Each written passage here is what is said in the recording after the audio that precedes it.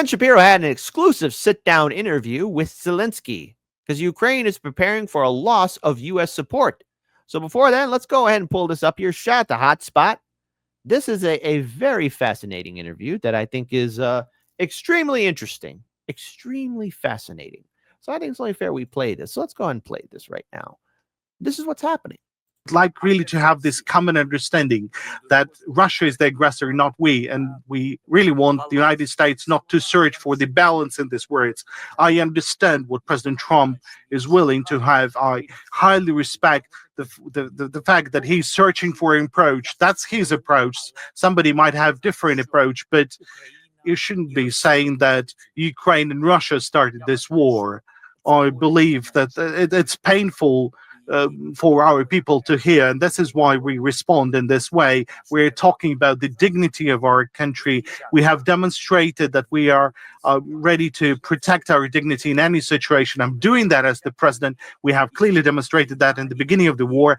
It was the war. It is still remains the war. We have only one enemy, Russia and Putin, and that is why, even if we're talking a diplomatic environment, everything that is related to the Ukraine's dignity, I will always defend it. This is my job. I'm the president. I'm the guarantor of the Constitution of Ukraine.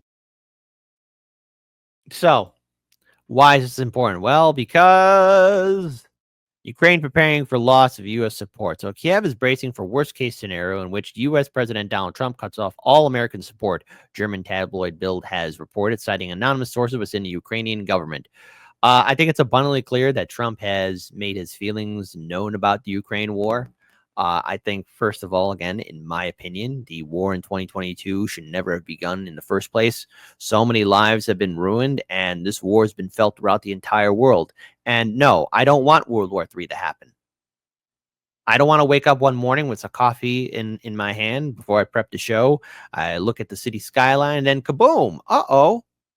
Oh, big mushroom cloud in the sky. Oh, wall of flame. Oop, I'm vaporized. Oop, I'm dead. Oh, and look, I'm with all my neighbors and friends and a whole bunch of other people in Chicago that I never met before. This war was pointless. But you want to know who made it big? It was our politicians doing insider trading. I mean, boy, they made a financial killing.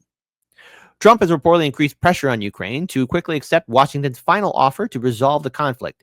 He has also warned that if negotiations between Moscow and Kiev stall, the U.S. may take a pass and withdraw from its role as a mediator. So that means, for those of you who may not know, for those of you who might ask what that means, that is the U.S. going to be like this. Hang on. All right, kids. I'm going to go get some milk and cigarettes. I'll be right back.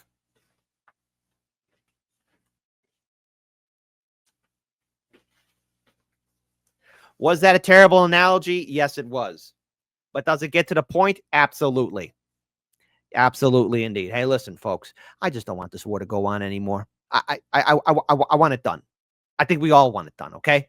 I'm tired of this kind of being on my mind a little bit. Again, it's not overall on my mind, but I'm pretty sure it's on all of your minds right now. We could think about all the treasury and money that was lost, all the lives that are lost. I mean, it's a pointless war. It didn't need to happen. It didn't need to happen. And it happened under Biden's watch. Hey, Sean Penn, you're not going to get your Academy Award back anytime soon, okay? There you go. Order a new one.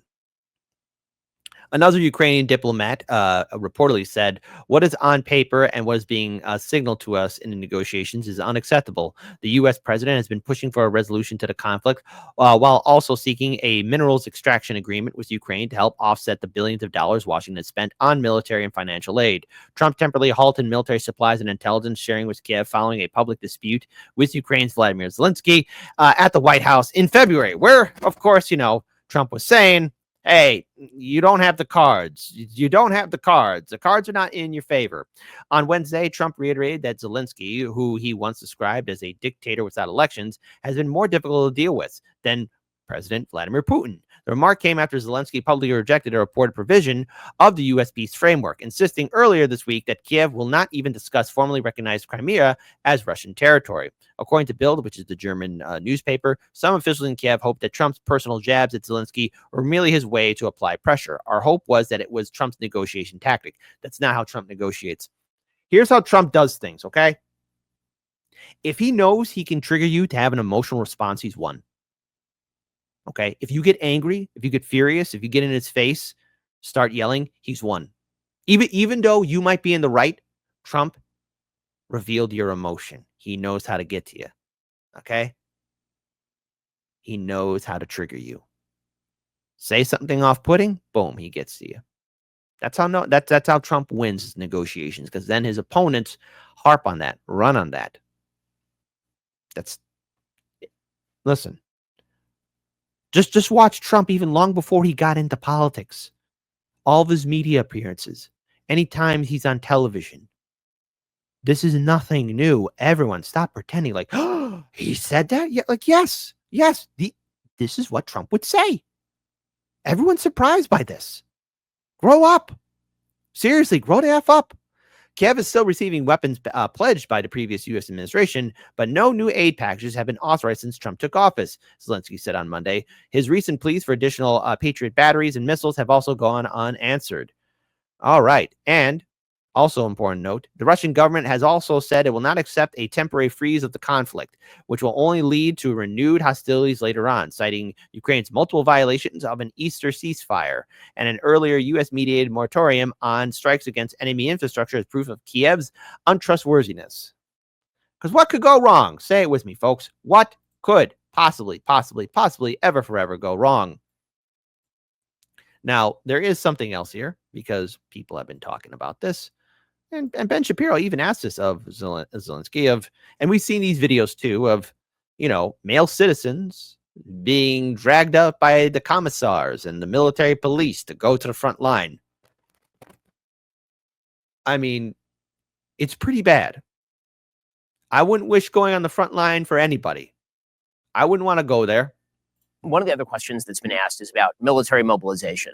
So, obviously you're in the middle of a war. At the same time, there have been reports online that people are being picked up off the streets and in places in eastern Ukraine and recruited into services. How do you respond to accusations and videos like that? Look, every single case is scrutinized by the land forces, by the Ministry of Defense. They're the one responsible for the mobilization. And it can have a different attitude towards mobilization, but we have this mobilization from the beginning of the war. It's in accordance to the legislation, accordance to the martial law period. So the country is in a war. That is why we do have mobilization. We want the war to end. We want everything to end. We want to have a fair peace, calmness, and there would be nothing, not the mobilization, not the martial law. But as long as the war, as long as we have the law, there is the mobilization. That is why there were different aspects, like someone suggested money, someone took money. My God, you can't even keep your story straight. You can't keep your story straight. There are videos all over social media of people being dragged, men being dragged away from their mothers, or either that, from their wives, from their friends, being dragged away. Now, I can't show some of those videos because clearly the fights get very violent. You see people getting beat, weapons drawn, and then men being dragged into these vans, going to God knows where to get booed up and suited up to go to the front line to meet all of the Russians there. I mean, we've seen all these movies and TV shows, The Outer Limits, Twilight Zone, Black Mirror, and those shows were supposed to be a warning. Hey, we don't want to do this because it'll be pretty bad for all of us. I just didn't expect anyone to really use them as like notes. Why would you do such a horrible thing? For going or not going to the army, there's different approaches, or there's different cases, but we shouldn't be saying that this is the major phase or the main thing that describes Ukraine today. No, Ukraine has 800,000 right now, or 600,000 people who volunteered to go to the army. That was the law on mobilization, but the people were volunteering to go and defend Ukraine. Definitely, there's different people, and I think there's different people in every country, and the law enforcement personnel should be making sure that everything would be transparent. There would be no coercion or something. There are some kind of disadvantages. That's a fact. We shouldn't be hiding that, like a corruption. But if we have any anti-corruption bodies, there's the security service of Ukraine. Is if we are fighting with this on an everyday basis, well, of course you can hide it, like everything, as in case of Russia or some European countries. But Ukraine clearly. Yes. Oh, great. Great. Awesome. Awesome. Right. So I just want to pull up something here real quick because there is more updates for the story as the peace talks begin happening. First of all, I want to point this out here. Kiev and its backers reject key aspects of Trump's peace plan, according to Reuters. And hold on real quick here. Thank you for the super chat. Wassam tipped $20 Canadian. If Ben Shapiro is trying to give a sympathetic voice to Zelensky, he was ordered to push that narrative by Israel. Israel also wants the war to continue on for their benefit in Ukraine. Israel gave funding to the Azov Battalion. Oof. Well, there's a little bit other thing here too, because Kiev and its backers reject key aspects of Trump's peace plan. So Kiev and its European backers have turned down President Donald Trump's reported peace plan for the Ukraine conflict in several significant aspects, according to a report by Reuters citing the full text of the U.S. proposal and the response. Washington tabled a proposed deal to end hostilities between Kiev and Moscow, which fun little Wikipedia fact, both Kiev and Moscow are Chicago's sister cities. Talk about an awkward family reunion at Christmas or Thanksgiving or New Year's. During a meeting in Paris on Thursday last week, a follow-up meeting took place in London on Wednesday, at which Ukrainian officials and their NATO European counterparts drafted a counterproposal. The London talks were downgraded at the last minute after Ukraine's Vladimir Zelensky publicly rejected key American suggestions. He declared on Thursday that the European-backed strategy was now on President Trump's table. Having examined the drafts in full explicit detail on Friday, Reuters identified 4 critical areas of disagreement. So first of all, the U.S. is proposing Washington's formal recognition of Russian sovereignty over Crimea, the former Ukrainian region that voted to join Russia following the 2014 Western-backed armed coup in Kiev, and the cessation of hostilities along the current front line. Kiev and its European backers are only willing to discuss territorial issues after a ceasefire has been established. The U.S. document offers a robust security guarantee for Ukraine from willing nations, according to Reuters. The Euro version arrival proposal insists that no restrictions be placed on Ukraine's military, including the deployment of foreign troops on its territory, and calls for the U.S. to provide NATO-like protection to Ukraine. That means more of our tax dollars and U.S. forces being on the ground there. And that means, oh my God, if U.S. forces get attacked or something like that, a false flag, Jesus. Then we get World War III. Then we get something worse. Is anyone not paying attention anymore? Does anybody not care? You know, maybe it's just me, but I don't know. Growing up as a kid, World War III was pretty bad. The talk of it was pretty scary because World War I, World War II, oh my God, a lot of people died. World War III, hey, that's it. And hey, World War IV, guess who's going to fight? Guess what weapons are going to be used in World War IV? Sticks and stones. That's if any humans are still left around. And I dread to think what we would look like. I dread it.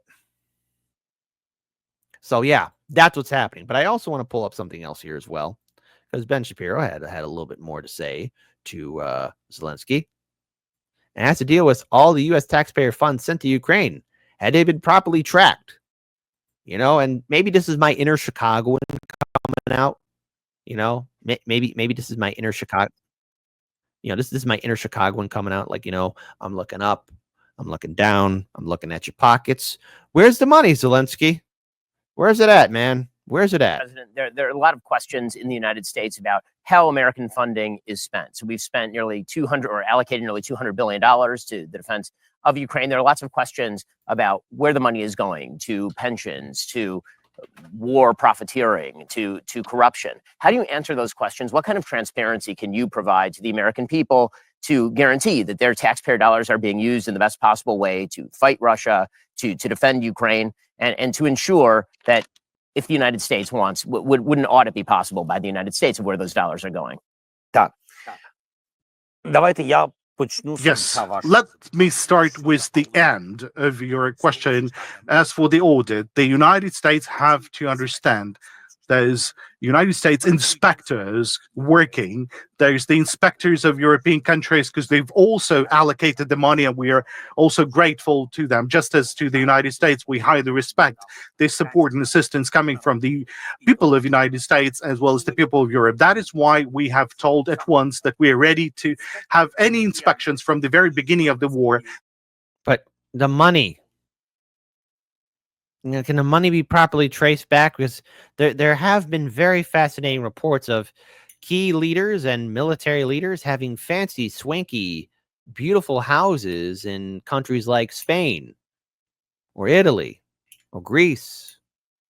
Nice little villas. I mean, I would like to live in a nice little oceanside villa, looking at the ocean. Hashtag White Gladys. If anybody has a yacht, sink it, please. White Gladys, you are our last hope. Save us, White Gladys. Killer whales for the win in the Straits of Gibraltar. Keep pushing forward, White Gladys. The world needs you now more than ever. The inspectors coming from the United States, Europe, and our own inspectors, they're working. We have complete reporting, counting, absolutely transparent within the Ministry of Defense. There is access to all the figures starting from the very first year of the war. There's always, and there's been always an access. When we've seen in the very beginning of the war that Russia attempted to undermine the support and assistance coming from the United States, because the United States was the main donor, and they wanted to undermine this through fake news, through other tools. That is why we told it once that we are open, send the inspectors, and they were inspectors. So as for the audit, we're always ready to any audit. There's nothing to hide. We're absolutely open, transparent, and that is what's happening. There's all the reports available. The second aspect, I never wanted to, I was grateful to all the U.S. taxpayers. I understand that United States have different programs, directions, and that is also related to the weapons support and to the assistance of other countries of the world. And in turn, folks, there's been some interesting comments, especially by Trump and his administration. All right, because we have to look into this too as well. Russia has made a major concession in the Ukraine peace talks by refraining from talking over the entire country. U.S. President Donald Trump has said, speaking during a press conference with Norwegian Prime Minister, Trump expressed optimism about achieving major progress in the settlement within 2 weeks. Asked about what concessions Russia was making in peace negotiations over Ukraine, the U.S. simply replied, stopping the war, stop taking the whole country. Pretty big concession. Because that seems to be like Putin's overall plan. Oh, okay. Because remember, Donald Trump said in that infamous CNN interview that he wanted to do peace talks and he could get it done in 1 day. Now, obviously, and it's very clear that trying to get peace talks done in 1 day is a difficult task. But he made this campaign promise many moons ago, and I want to pull this up here. Can you say if you want Ukraine or Russia to win this war? I want everybody to stop dying. They're dying, Russians and Ukrainians. I want them to stop dying. And I'll have that done. I'll have that done in 24 hours. I'll have it done. When it comes to what's happening, can you say if you want Ukraine or Russia to win this war? I want everybody to stop dying. They're dying, Russians and Ukrainians. I want them to stop dying. And look, I think that's something we can all get behind. That's a great tactic. I can agree with that. I can agree with that concept. But it's very clear that what the Biden-Harris administration has done, especially with trying to maintain control, or either that, trying to keep the money flowing in, I guess Zelensky thought that the good times would keep on rolling. And that's not what we're going to see here. What we're going to see here is Zelensky and anybody else reject anything that Trump is working with Putin. And so does that mean that the war keeps going on? There's a very real likely possibility that Donald Trump himself and his administration, I don't see it happening because there could be a lot of political backlash, leaving and letting this war end itself, which, by the way, is a whole other can of worms. Peace has to happen. I mean, we just can't have this madness going on. No matter what, the cards are not in our favor. Nobody's favor. In war, nobody wins. You're right now not in a very good position. You've allowed yourself to be in a very bad position, and he happens to be right about it. From the very beginning of the war. You're not in a good position. You don't have the cards right now. With us, you start having cards. Right now, you don't. You're playing cards. You're playing cards. You're gambling with the lives of millions of people. You're gambling with World War III. You're gambling with World War III. And what could go wrong?